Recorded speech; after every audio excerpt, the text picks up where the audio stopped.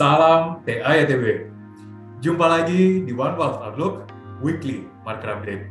Saya Ahmad Enver bersama rekan kami Bapak Andi Chandra selaku Head of Distribution Sales BNP Paribas Asset Management Indonesia siap memberikan informasi dan analisa pasar terkini global dan domestik untuk membantu Anda memilih strategi investasi terbaik. Pak Andi, terima kasih banyak telah bergabung bersama kami di One Wealth Outlook. Mari kita mulai dari global, khususnya mungkin dari Amerika Serikat.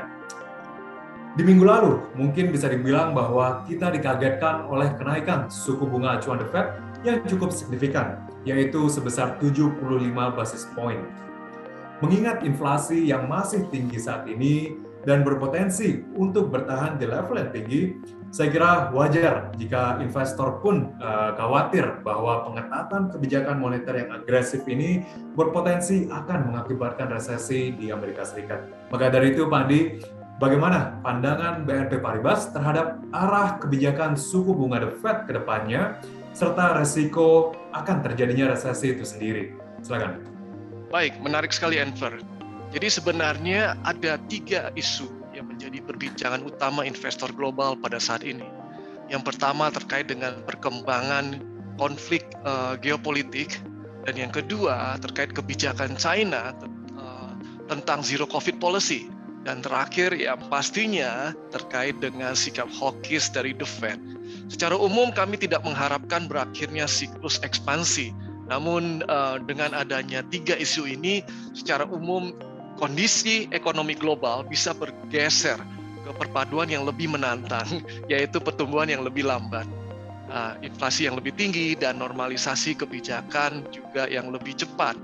Oleh karena itu kami memperkirakan lebih banyak volatilitas ke depan ini, ya, karena kemungkinan inflasi yang tinggi tentunya akan berlangsung selama beberapa bulan lagi sebelum kemudian menurun pada akhir tahun. Memang pada awalnya inflasi yang tinggi ini menyebabkan market terkejut, ya, karena dipandang sebagai transitory ataupun sementara. Tapi dengan lingkungan inflasi yang tinggi ini, tentunya The Fed akan tetap agresif dengan kenaikan suku bunga yang akan menciptakan tantangan bagi pasar saham. Kami memperkirakan bahwa The Fed akan kembali menaikkan suku bunga pada bulan Juli dan bulan September dengan total setidaknya 50 basis point. Sedikit catatan, Treasury Amerika Serikat yang bertenor 10 tahun menutup di minggu ketiga Juni ini di angka 3,1%. Jadi naik dari 2,9% hanya dalam kurun waktu seminggu sebelumnya. Ini mungkin berarti lebih banyak ketidakpastian bagi investor dan lebih banyak volatilitas untuk pasar saham. Namun menjelang akhir tahun, dampak dari kenaikan suku bunga, kenaikan imbal hasil obligasi dan pasar saham yang lebih rendah justru akan membantu mendinginkan ekonomi yang terlalu panas dan inflasi akan lebih moderat. Nah, pada saat itulah kita akan melihat volatilitas akan mulai turun. Baik, menarik sekali Pak Andi. Tadi juga di awal sempat di-mention mengenai China yang masih memperlakukan kebijakan zero COVID policy-nya hingga saat ini. Sehingga pemberlakuan lockdown pun juga memang masih terjadi di beberapa kota di China. Bagaimana pandangan BNP Paribas terhadap ekonomi China di sisa tahun ini, serta mungkin sikap kebijakan fiskal ataupun moneter yang ditempuh oleh pemerintah setempat? Memang China ini sedang menjadi salah satu topik yang menarik, ya, Enver, ya. Oke, kami memperkirakan ekonomi China secara keseluruhan akan lebih berbentuk huruf W ataupun W dengan tren naik yang bertahap ketimbang kita melihat rebound berbentuk angka seperti V ataupun V yang kuat secara berkelanjutan, ya. Tentu adanya kebijakan zero COVID policy di China ini sangat mempengaruhi ekonomi. Dan karena kasus COVID nampaknya telah menjadi puncak, ya, di pertengahan April kemarin, kami memperkirakan gangguan rantai pasokan yang meluas kemarin itu akan mereda di bulan-bulan mendatang. Sisi positifnya, dukungan kebijakan makro telah meningkat semenjak pertengahan Mei juga, dan sentimen pasar saham telah sedikit pulih. Ya, rapat eksklusif Dewan Negara pada tanggal 23 Mei lalu juga memutuskan untuk meluncurkan beberapa paket dan langkah-langkah yang luas untuk menstabilkan ekonomi di tengah meningkatnya tekanan ekonomi global.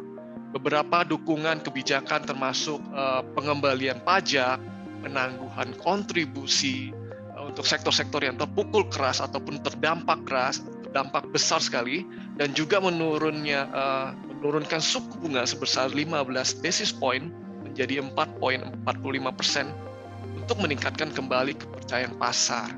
Siklus kebijakan juga telah bergeser dari pengetatan menuju ke pelonggaran. Pemerintah juga telah menjadikan stabilisasi ekonomi sebagai prioritas utama untuk tahun 2022 ini, Enver. Dan tentunya mengadopsi pendekatan yang baru. Maksudnya apa?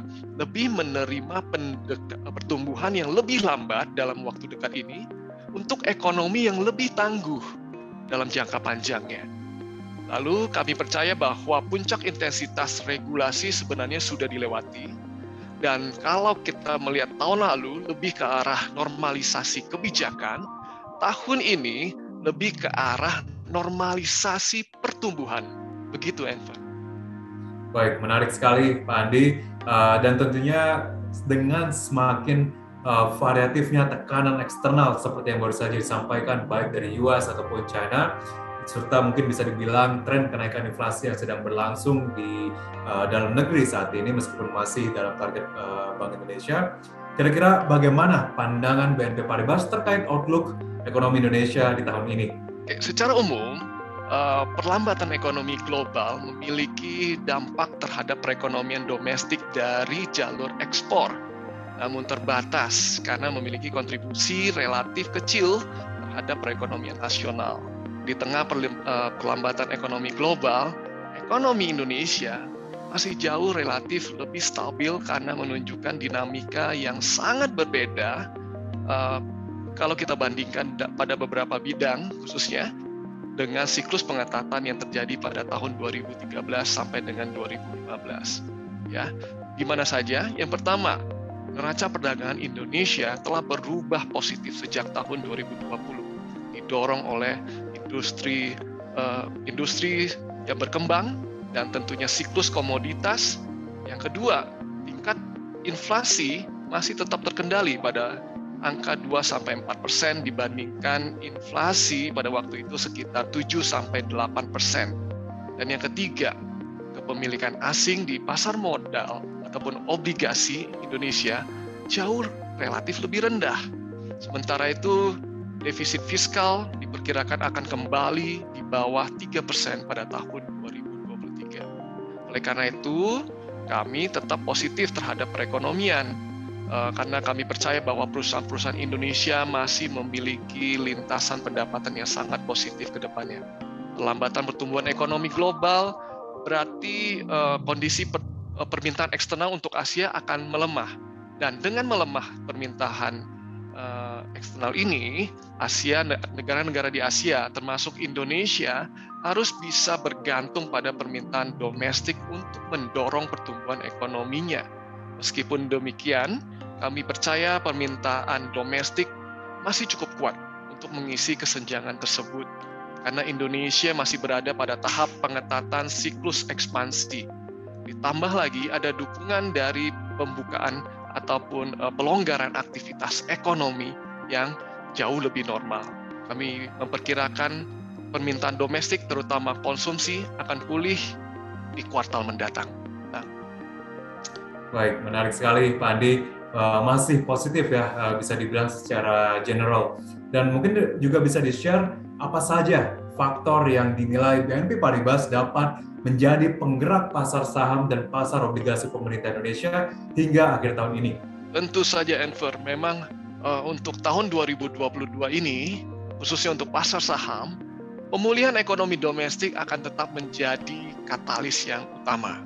Ya, pemulihan Indonesia ini sudah berjalan dengan baik di tengah gejolak eksternal global, ya, akibat dari dampak positif dari siklus super komoditas ataupun komoditi super cycle dan surplus transaksi berjalan.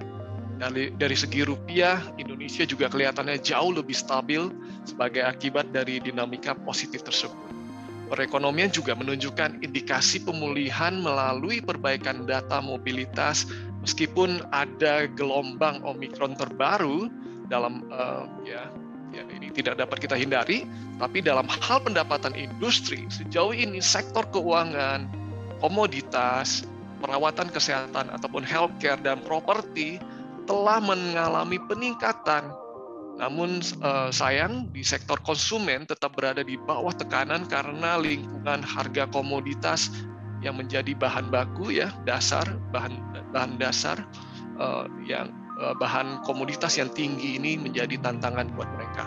Jadi secara umum kami masih memiliki pandangan positif terhadap IHSG karena valuasinya yang menarik.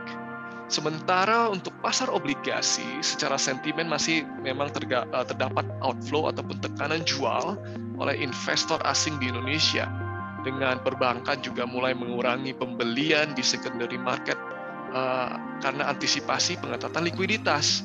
Selain itu, indikator resiko seperti kenaikan dolar, indeks FIX dan Indonesia CDS menunjukkan risk appetite yang masih rendah terhadap Indo GB ataupun bonds government Indonesia. Jadi secara umum, walau dalam jangka pendek kondisi pasar finansial masih menantang, begitu faktor-faktor sentimen negatif itu berlalu seperti yang tadi saya sampaikan, geopolitical issue, kemudian zero COVID policy di China, dan kekhawatiran kenaikan The Fed yang agresif, maka pasar akan kembali berpikir lebih rasional dan memilah mana yang memiliki fundamental yang solid dan yang stabil.